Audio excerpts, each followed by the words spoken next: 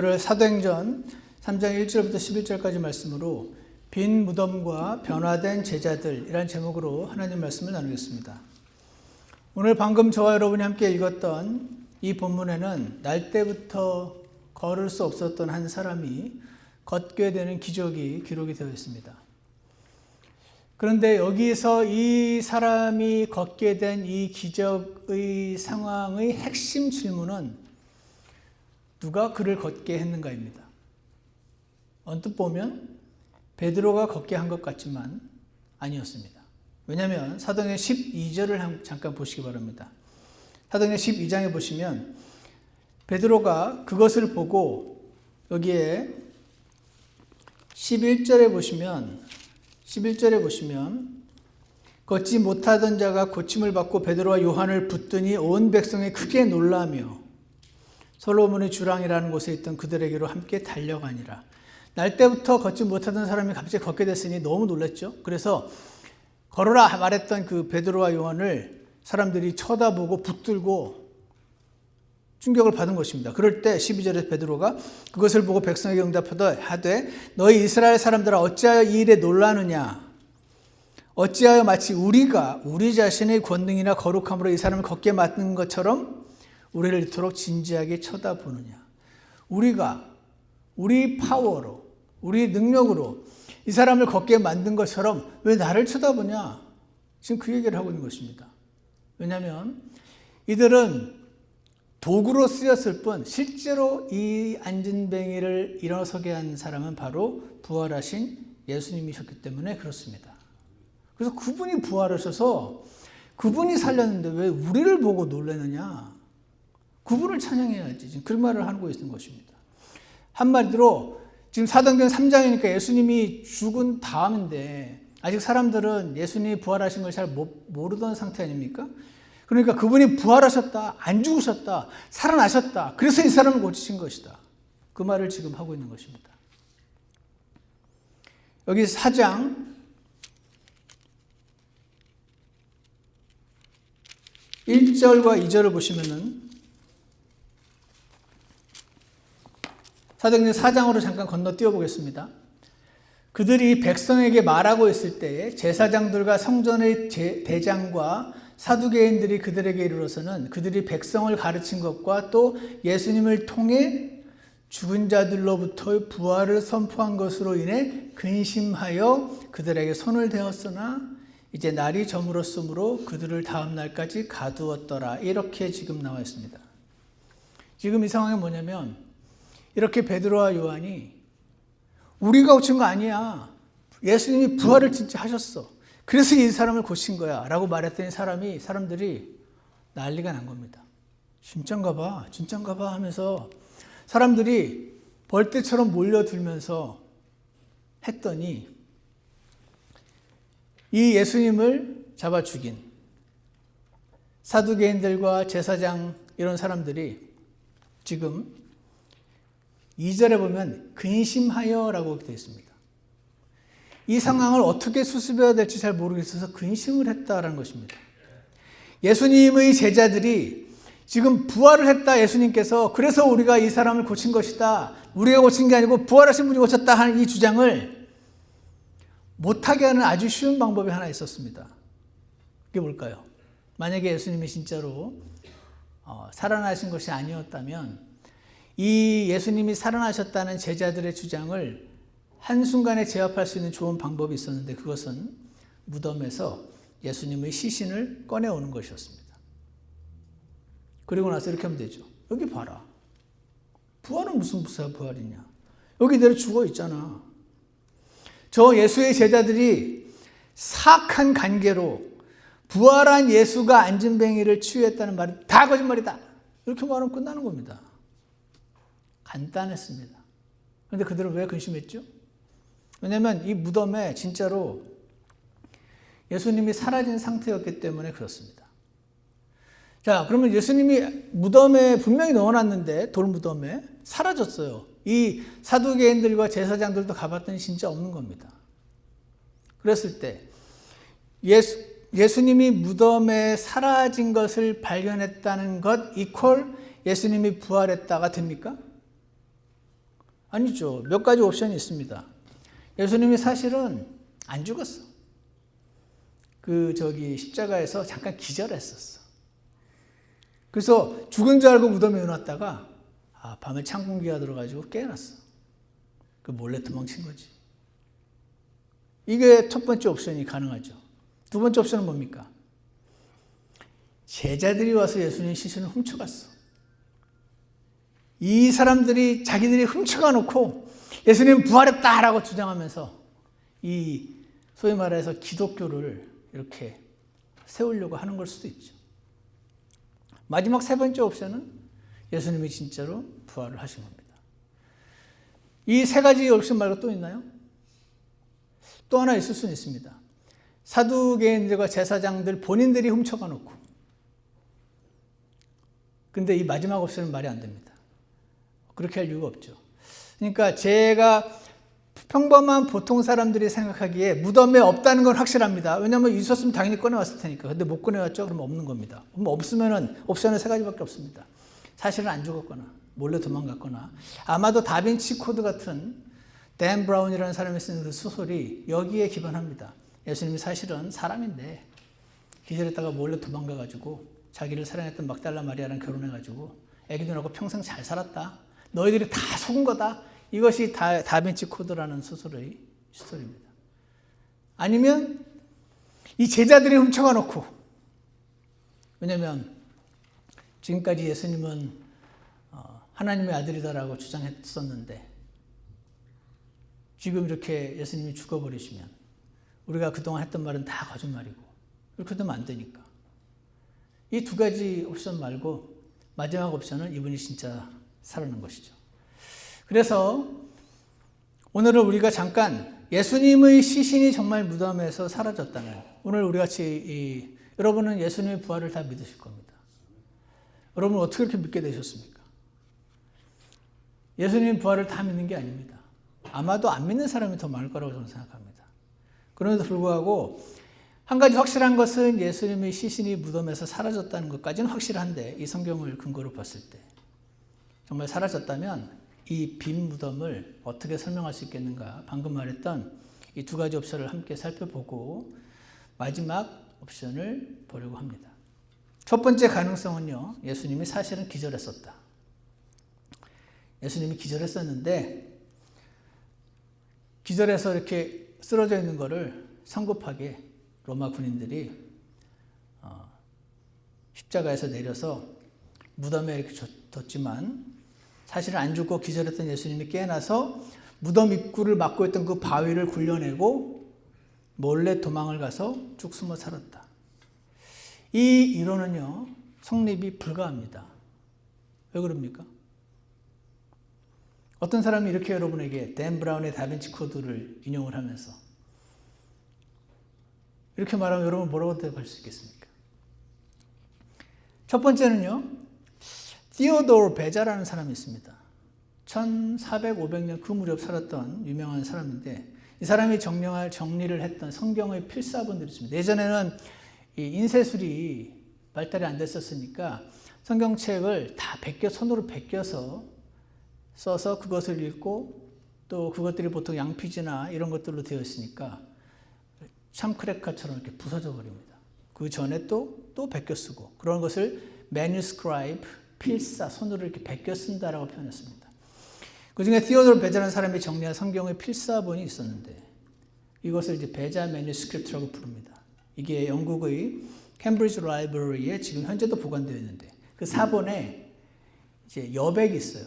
우리도 지금 성경의 오른쪽에 보면, 왼쪽에 보면 빈 공간이 있지 않습니까? 이 여백에 어떤 내용이 적혀 있었냐면, 아리마대 요셉은 예수님을 그 돌무덤에 안장시키고 돌을 굴려서 입구를 막았는데, 그 돌은 20명의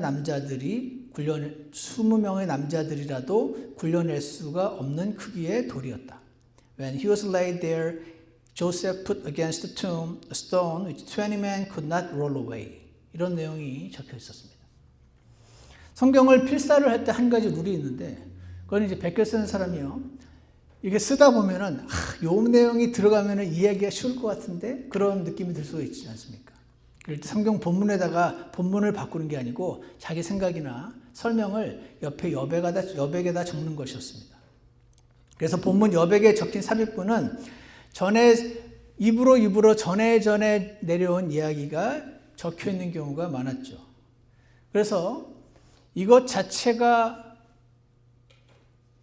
이 돌이 20명 이상이 치울 수 없었던 그런 크기의 돌이다라고 완전하게 프루브할 수 있는 내용이 될 수는 없겠지만, 그럼에도 불구하고 한 가능성은 분명히 존재하는데, 직접 그 돌을 목격했던 진술자가 그 이야기를 했었고, 그것을 들은 자들이 그 여백에 넣었고, 그 뒤 베껴 쓴 사람이 또 베껴 쓰고 해서 이 배자라는 필사본에 들어갔을 가능성이 매우 높다 하는 것입니다. 이 이야기는 여러분 가운데는 혹시 처음 들어본 분이 계실지도 모르지만 이미 익숙한 이야기여서 이 이야기를 들은 2명의 조지아텍 공대 교수들이 이 바위에 대한 설명을 들은 뒤에 이스라엘을 관광하러 갔다가 관광 시에 이 바위에 대하여 설명을 들을 때 특히 눈여겨보았었고, 그때 당시 돌무덤 입구에 굴려 보낼 만한 돌의 사이즈를 계산해보고 최소한 1.5 내지 2톤 크기의 돌임을 계산했다고 자시 맥도웰이라는 사람이 설명을 해놨습니다. 그러니까 20명이나 돼야, 남자 20명이나 돼야 밀어낼 수 있는 큰 돌이, 그래서 무게를 공대 교수들이 계산했더니 1.5 내지 2톤 되는 돌이 무덤을 막고 있었다. 그거죠. 그러면은 예수님이 기절했다가 정신 차려서 도망을 갔다면 그냥 사람이란 뜻이잖아요.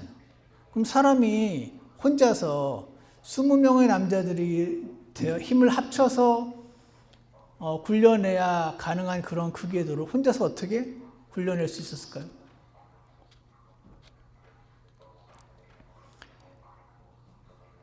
이게 물이 내려가는 소리입니다, 여러분.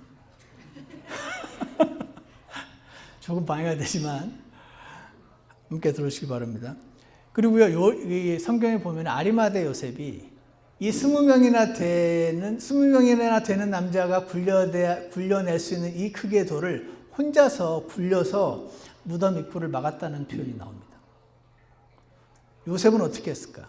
이것도 공대 교수들이 같이 봤더니 무덤의 입구가 수평이 아니라 약간 경사가 져 있었고 홈이 나 있어서 평상시에는 돌이 움직이지 못하도록 저 위에 놓고 걸쇠를 걸어놨다가 주인이 걸쇠를 빼면 돌이 중력에 의해서 홈을 따라 굴러 내려와서 이 무덤 입구를 막게 되어 있었다. 이렇게 설명을 하죠.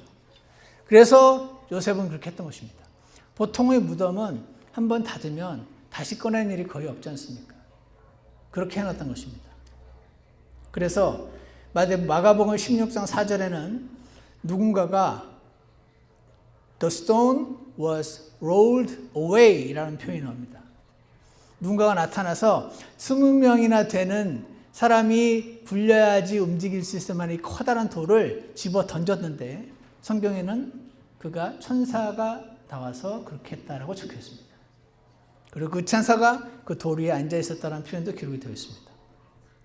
그래서 보통 사람은 아주 막 성경을 믿으려고 애쓰는 사람이 아니라 평범한 사람은 기절을 했다가 예수님이 정말 깨어났다면 그가 하나님의 아들이 아니라 그냥 평범한 사람이었단 말이고, 평범한 사람이었으면 이거 내가 여기 계속 있다가 또 죽겠다, 몰래 도망가야겠네, 이렇게 생각하고 할 수 있었겠으나 그렇다면 이 돌을 굴려내고 도망가는 것은 불가능했다 하는 것입니다.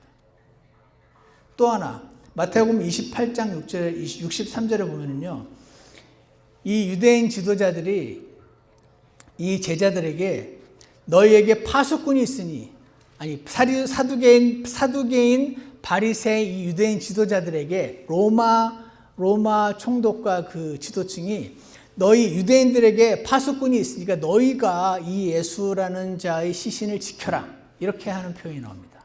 왜냐하면 그들이 저 제자들이 와가지고 예수님 시신을 훔쳐가 놓고 이분이 진짜로 살아나셨다라고 말하기 시작하면 그러면 정말 걷잡을 수 없어집니다. 이 예수님 시신을, 예수라는 자의 시신을 꼭 지켜주십시오라고 부탁을 했을 때 이 로마 군인이 너희가 지켜라. 너희에게 파수꾼이 있지 않느냐. 이렇게 하는 장면이 나옵니다. 성경에 자세히는 나와 있지 않지만 당시의 역사 기록들을 살펴보면 유대인들에게요. 템플 폴리스라고 불리우는 성전 수비대를 가리키는 사람들이 있었습니다.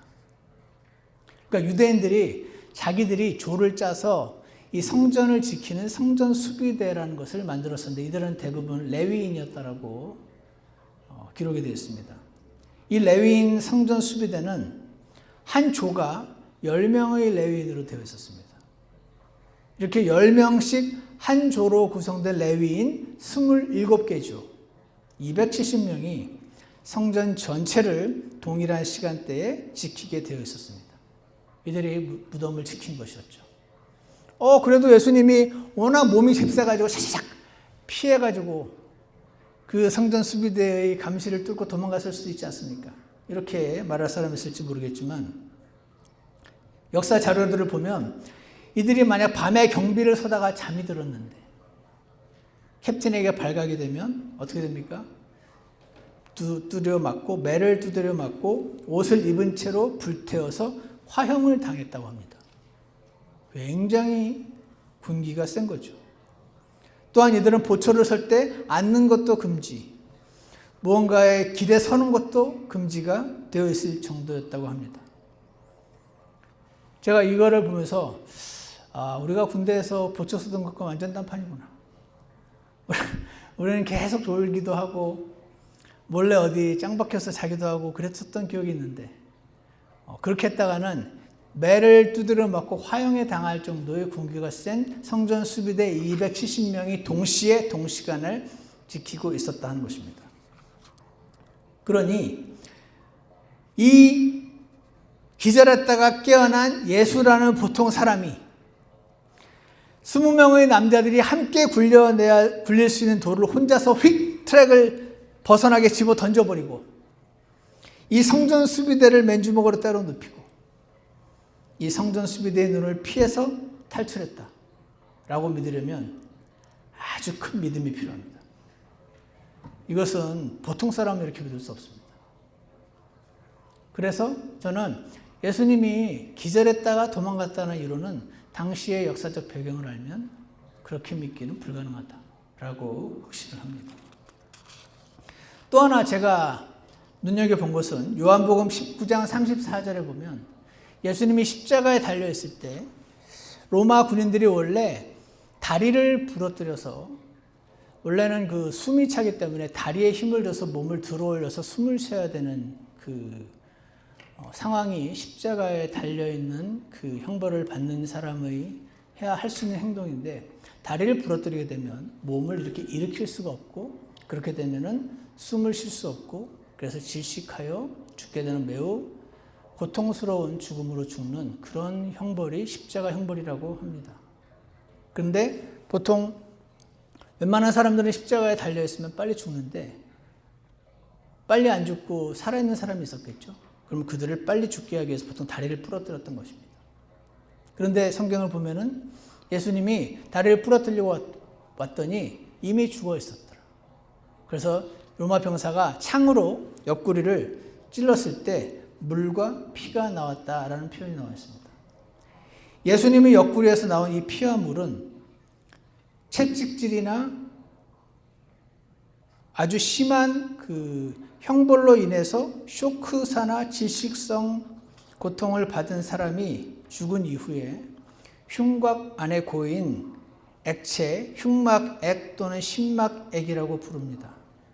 이것이 혈액이 창의 액체와 그 액체와 혈액이 분리되어서 흘러나온 것으로 이해할 수 있으며 이 현상이 발생한 것은 예수님이 단순히 기절한 것이 아니라 이미 실제로 죽으셨다는 강한 의학적 정황이다 라고 설명을 합니다. 제가 우리 교회에 의사분들이 여러 분 계셔가지고 열심히 조사를 해서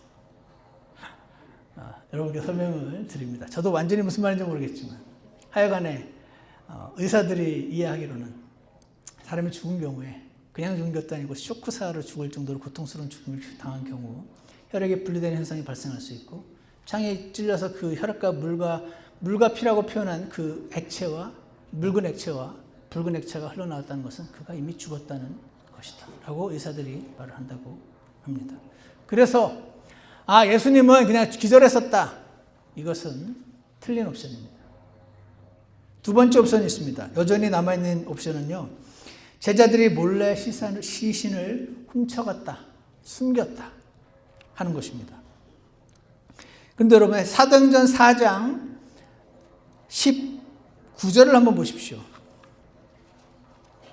17절부터 보겠습니다. 사도행전 4장 17절을 보시면 지금 이 날 때부터 걷지 못하던 이 사람을 걷게 만든 이 사건을 통해서 수많은 사람들이 벌떼처럼 모여든 상황에서 17절에 다만 그 일이 백성 가운데 더 널리 퍼지지 못하도록 우리가 그들을 엄히 위협하여, 이 제자들에게 예수님이 부활해서 이 사람을 고쳤다 그런 말을 하지마 하면 죽음을 당하리라 엄히 위협하여 그들이 이제부터는 이 이름으로 아무에게도 말하지 못하게 하자. 그리고 그들을 불러 그들에게 예수님의 이름으로 결코 말하지도 말고 가르치지도 말라고 명령하니라. 너희가 혹시나 어떤 사람을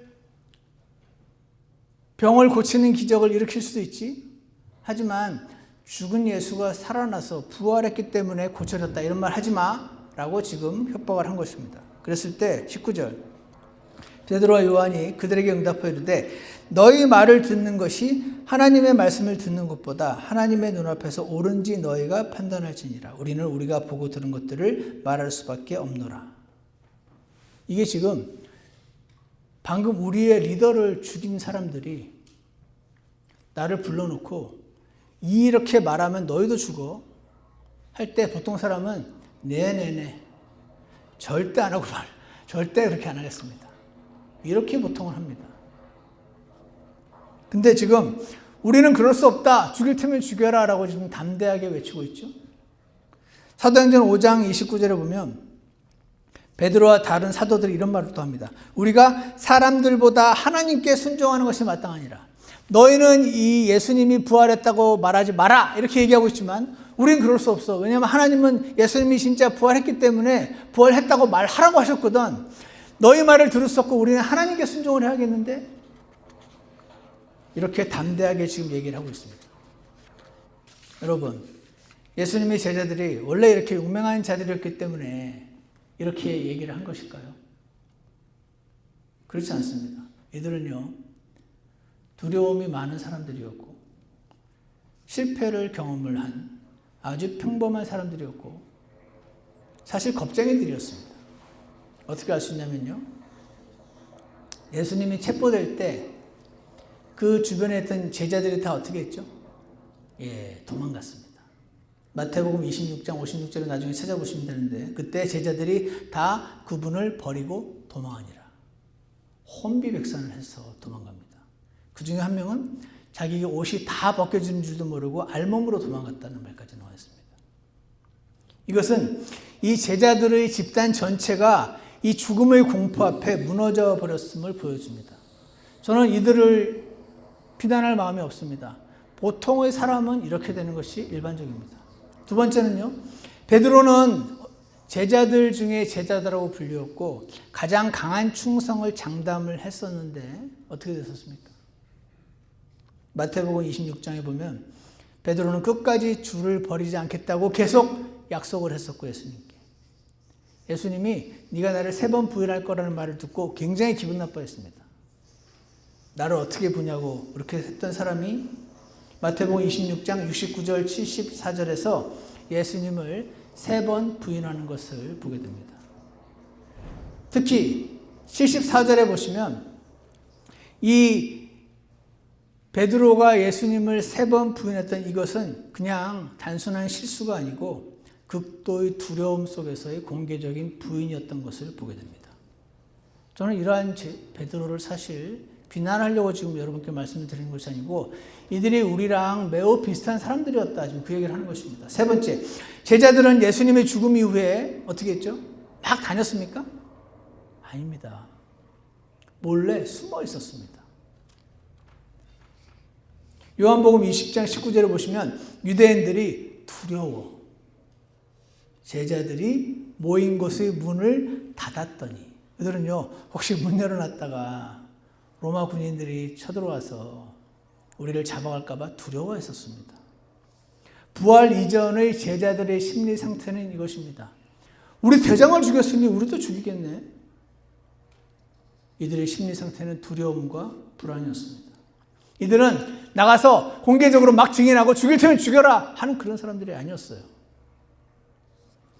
네 번째로, 여러분, 예수님이 무덤에서 부활하셨을 때 그것을 처음 본 사람은 남자입니까? 여자입니까? 여자였습니다. 그 여자들이 와가지고 제자들에게 예수님이 부활하셨다, 예수님이 부활하시고 내가 진짜 봤다 이렇게 말했을 때 어떻게 했습니까? 이들은 믿지 않았습니다. 누가복음 24장에 보시면 제자들은 그 말을 근거 없는 이야기처럼 여겼다라고 나와 있습니다. 이거죠. 생각을 해봐. 어떻게 사람이 살아나? 게다가 지금 3일이 지났는데 어떻게 살아나? 근거 없는 이야기처럼 여겼고 믿지 않았습니다. 제가 지금 이 말을 하고 있는 것은 제자들은요, 원래 예수님이 부활할 걸 철석같이 믿고 있으면서 그 부활을 기대하고 막 그랬던 사람들이 아니고, 오히려 예수님이 부활했다는 증언 자체를 쓸데없는 소리 하지 마, 말도 안 되는 소리 하지 마 라고 말하면서 의심하고 믿지 않았던 사람들이라는 것입니다. 다섯 번째, 도마. 저는 원래 도마를 참 좋아합니다. 나는 안 믿어.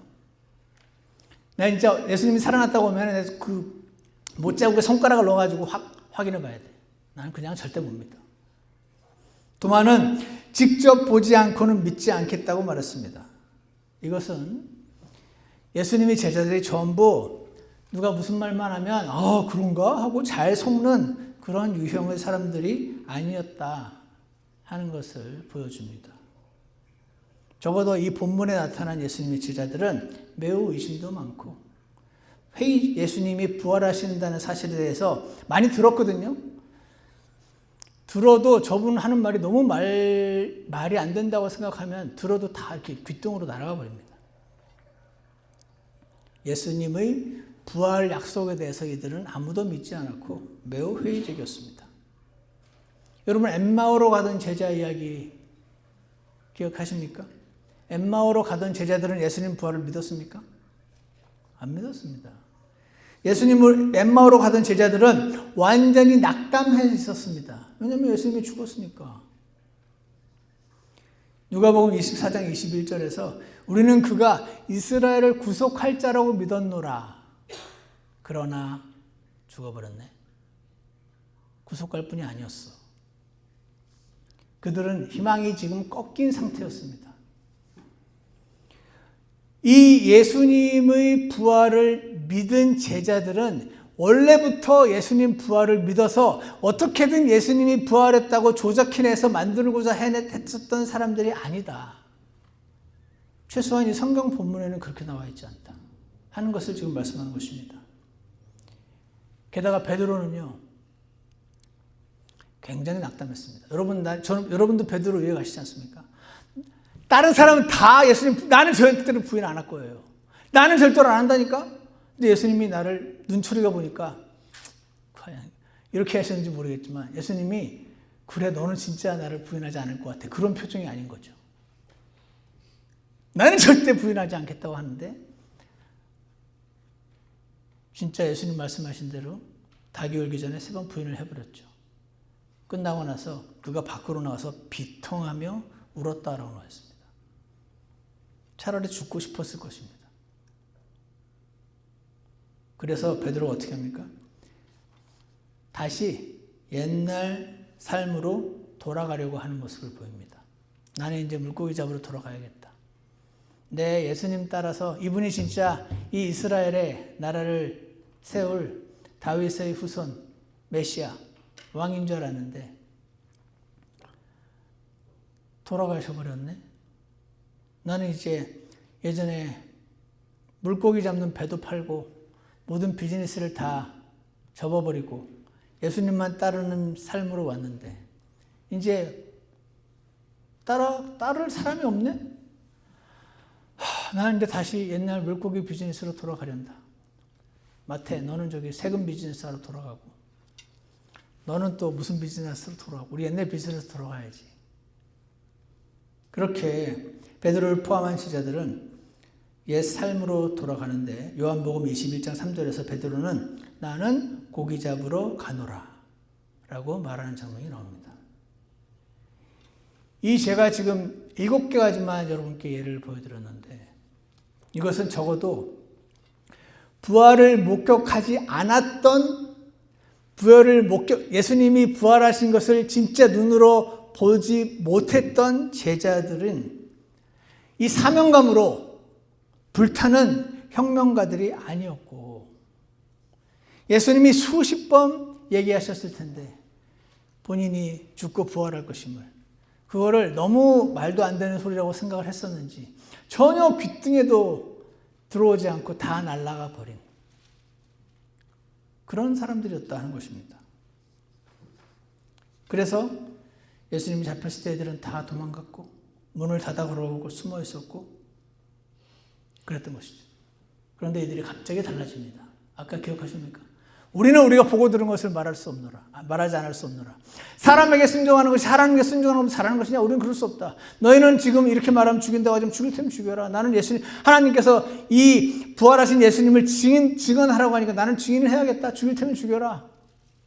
이렇게 왜 바뀌었습니까? 이들이 바뀐 것은 그들이 정말로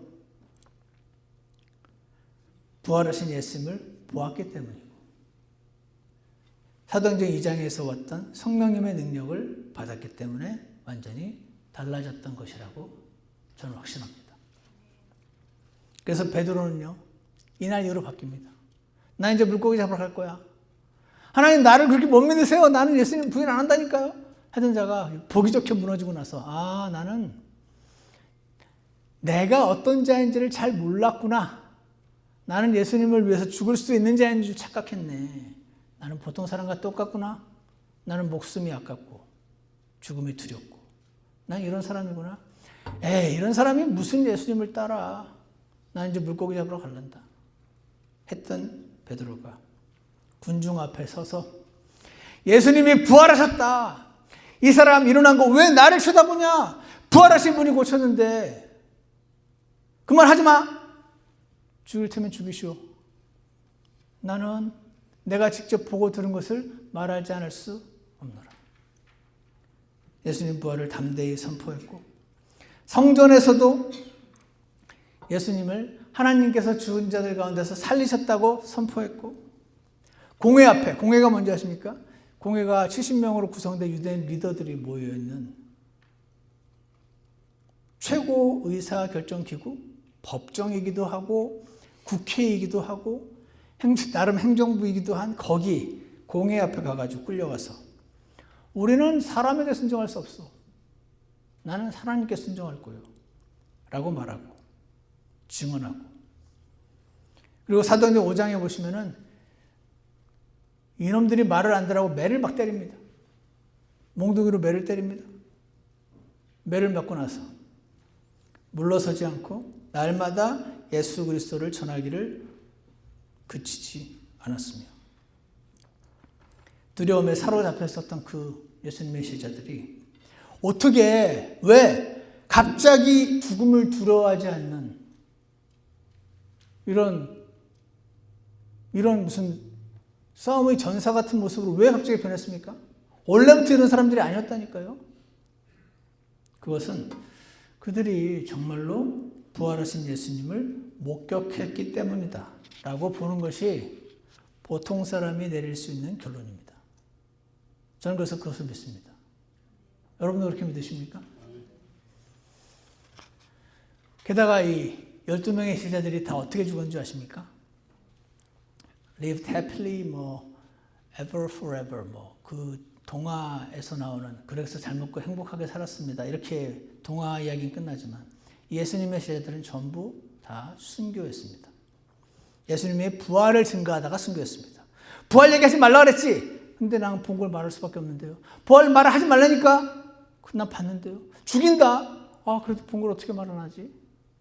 마태는 이디오피아에서 살해당하고, 마가는 죽을 때까지 거리에 뜰려 다니다가 죽고, 누가는 목이 메어서 죽고, 베드로와 시몬은 십자가에 못 박혀 죽고, 베드로도 십자가에 못 박혀 죽었는데 나는 내가 사랑하는 예수님이 십자가에 못 박혀 죽은 내가 어떻게 똑같이 못 박혀 죽는, 나는 거꾸로 박혀 죽겠다 해서 거꾸로 박혀 죽었다고 교회사가 전합니다. 안드레도 십자가에 달렸고, 야곱은 목베임을 당했고, 빌립은 십자가에서 맞아 죽고, 왜 십자가에 못 박혀 죽지 않고 맞아 죽은지 잘 모르겠습니다. 바톨로미유 산채로 가죽이 벗겨졌고, 도마 손가락 넣어보기 전에 내가 못 믿겠다 하던 그 자는 창에 찔려 죽었고, 예수님의 동생 야곱은 회당에서 내던져져서 죽기까지 매를 맞아 죽었고, 유다서의 저자 유다는 화살에 맞아 죽었고, 마띠아는 돌에 맞아 죽었고, 바울은 목베임을 당해서 죽었습니다.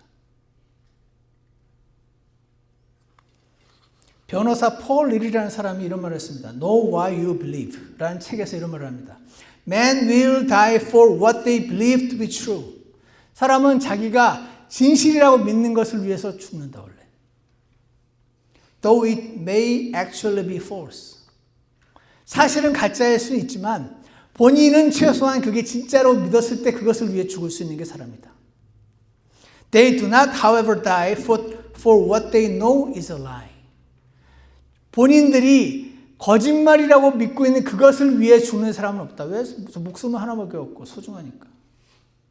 그래서 제자들이 시체를 훔쳐갔으면 그들은 딴 사람은 다 속일 수 있어서 본인들은 알죠. 우리가 훔쳤잖아. 이분 진짜 안 살아났잖아. 근데 살아났어요 라고 말하면서 죽임을 당하지 않는단 말입니다. 심리학의 역사에서 단 한 번도 자신이 거짓말임을 아는 어떤 것을 위해서 자신의 삶을 기꺼이 포기한 사람은 없었다. 그렇지 않습니까? 제임스 케네디 박사라고 전도 폭발 훈련을 만드신 분이 있는데 이분이 이렇게 말했습니다. 나는 왜 하나님이 자신의 사도들과 그 초대교회의 그리스도인들 사랑하셨을 텐데 왜 그렇게 심한 고통을 겪게 내버려 두셨는지, 왜 그렇게 엄청난 고문과 고난을 겪도록 하나님이 허락하신 것인지 늘 궁금했었습니다. 그런데 이 사실을 알게 됨에 따라 하나님께서는 기독교의 토대를 튼튼하게 하셨음을 알았습니다. 이렇게 설명을 합니다. 그래서 저는 제자들이 절대로 훔쳐가지 않았다. 예수님은 절대로 기절하지 않았다. 그러면 마지막 옵션은 그분은 진짜로 살아났다. 이 옵션밖에 없다고 믿습니다. 저는 그래서 이 이야기의 결론을 여러분은 어떻게 예수님 부활을 확신할 수 있게 해주셨는지 하나님의 은혜라고 생각합니다. 모든 사람이 이런 지금 제가 설명한 과정을 다 설명을 듣고 믿지는 않습니다. 그냥 영어로 알고 믿습니다. 구원을 받고 나면. 그죠? 근데 저처럼 의심받은 사람이 꼭 이제 질문을 하니까 이거를 이렇게 길게 설명하는 사람들이 있고 오늘날 우리까지 이렇게 전달해 주는 것입니다. 여러분, 예수님이 부활하지 않으셨으면 어떻게 되는지 아십니까? 예수님이 부활했다고 말한 사람들은 전부 거짓말쟁이가 됩니다. 특히 사도들은 전부 거짓말쟁이가 됩니다. 왜냐하면 그들은 예수님이 진짜로 죽고 묻히고 하는 걸 다 본 사람들이잖아요. 그리고 그들이 성경을 썼잖아요.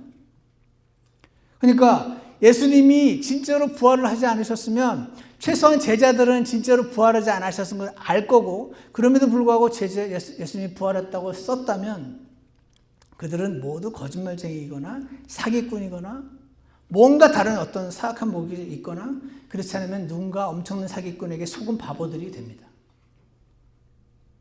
그러면 뭐가 문제냐면 이들이 기록한 이 말씀을 내가 믿을 수가 없게 됩니다. 이들이 뭐라고 그렇게 하십니까? 너희가 믿음을 통해 은혜로 구원을 받았으니 이것은 너희 자신에게서 난 것이 아니요 하나님의 선물이니라. 이 말을 우리는 믿을 수 없습니다. 왜? 거짓말쟁인데. 하나님 선물은 무슨 선물이야? 구원이 어떻게 선물이야? 죽도록 교회에서 봉사해야 천국 가는 거야.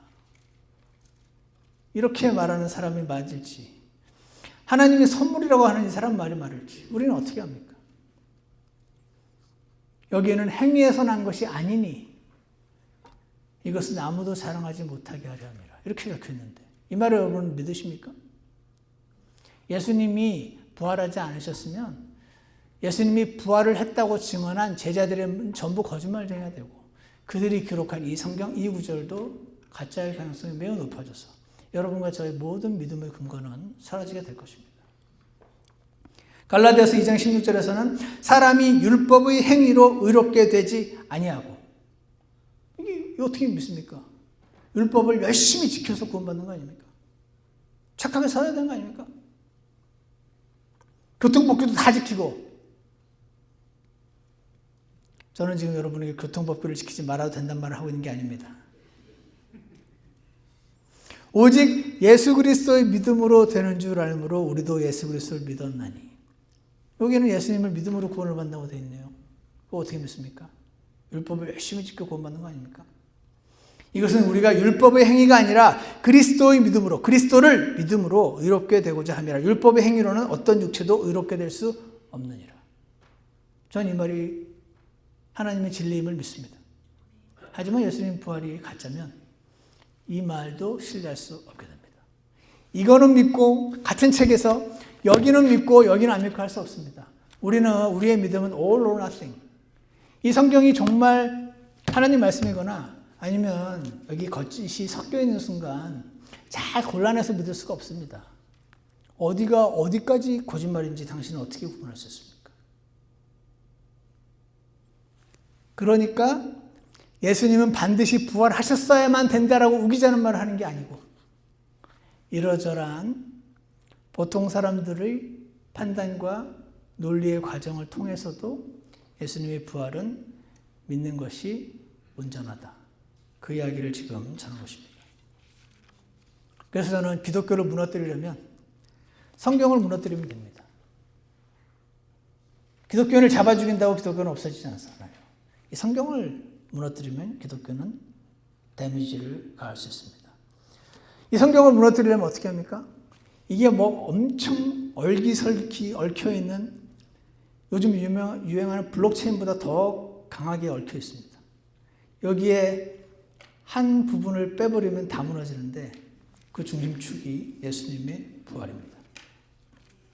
이거를 모를 리가 없겠죠. 사탄이 있다면. 저는 사탄이 있다고 믿습니다. 사탄이 있다면 이거를 모를 리가 없습니다. 저도 아는데 그거 왜 모르겠습니까? 사탄과 그들의 하수인들은 예수님의 부활을 공격해야지 됩니다.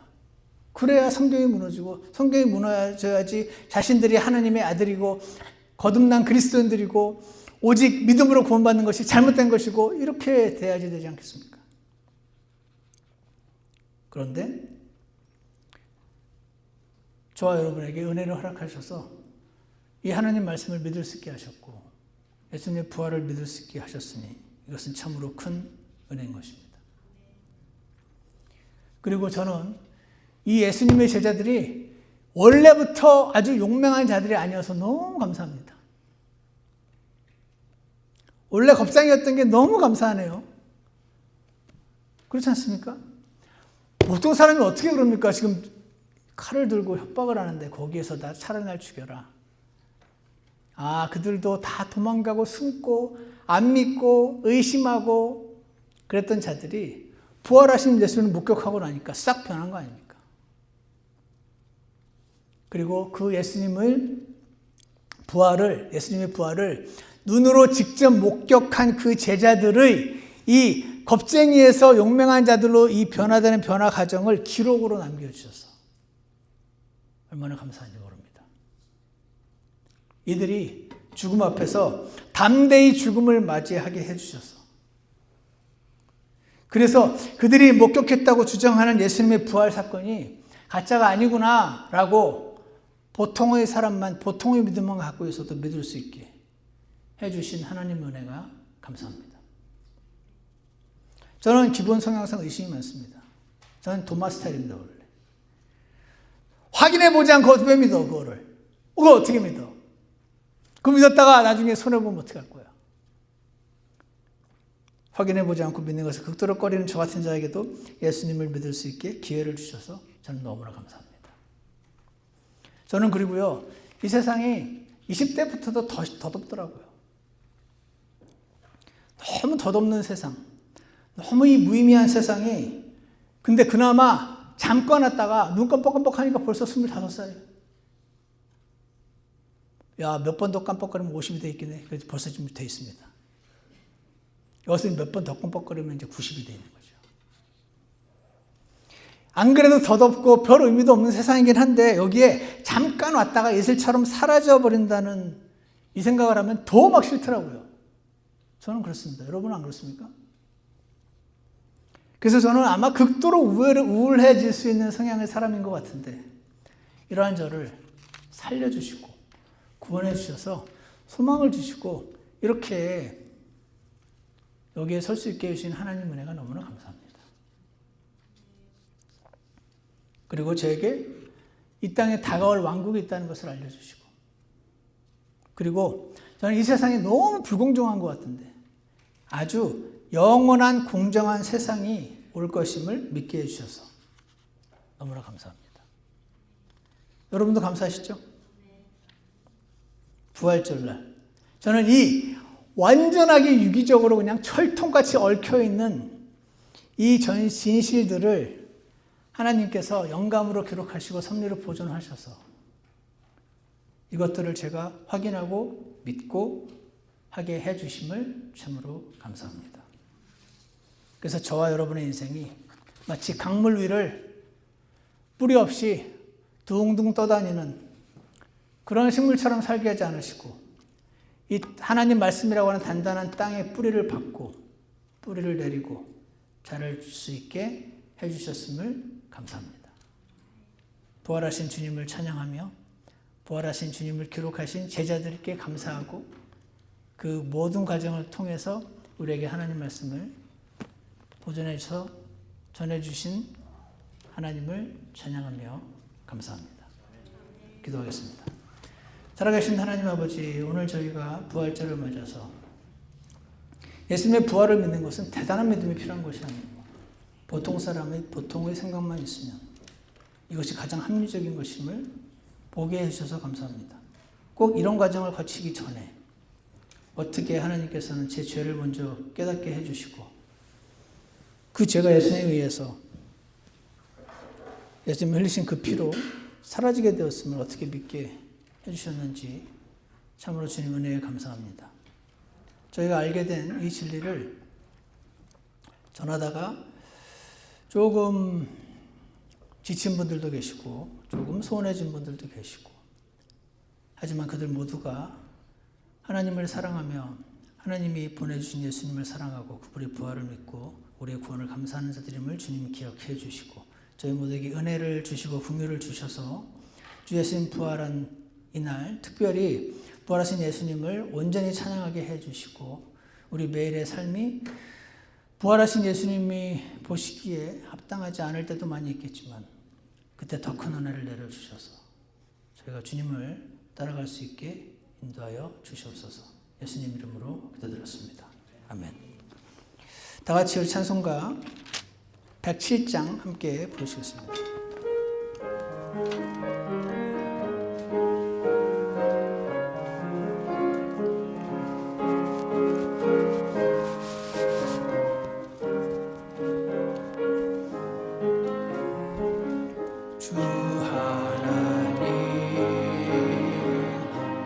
독생자 예수 날 위하여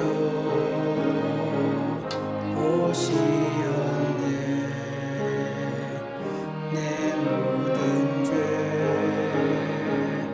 다 사하시고 무덤에서 부활하신 나의 구세주 살아계신 주 나의 참된 소망 걱정 근심 사라졌네. 사랑의 주 내 갈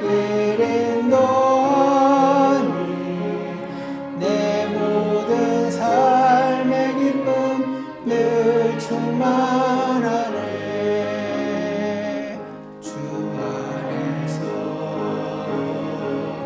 거듭난 생명 도우시는 주의 사랑 참 기쁨과 확신 가지고 예수님의 도우심을 믿으며 살리 살아계신 주 나의 참된 소망 걱정 대신 사라졌네. 사랑의 주내 갈 길은 너아니 내 모든 삶의 기쁨 늘 충만하네. 우리 잠깐 기도하는 시간 갖겠습니다. 오늘 우리를 구원해 주시고 부활하셔서 우리에게 확증을 주신 주 예수님을 기억하며 그분을 찬양하는 귀한 날입니다. 말씀에 반응하셔서 주님께 여러분의 마음과 몸을 드리시기를 원합니다.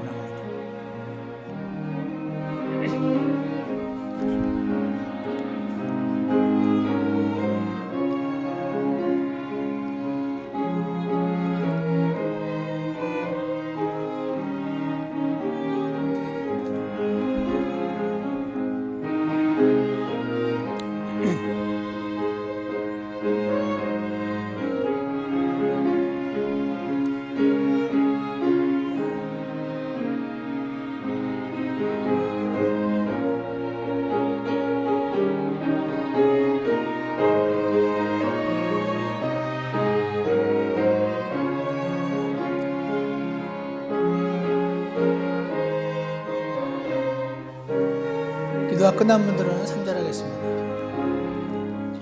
그 언젠가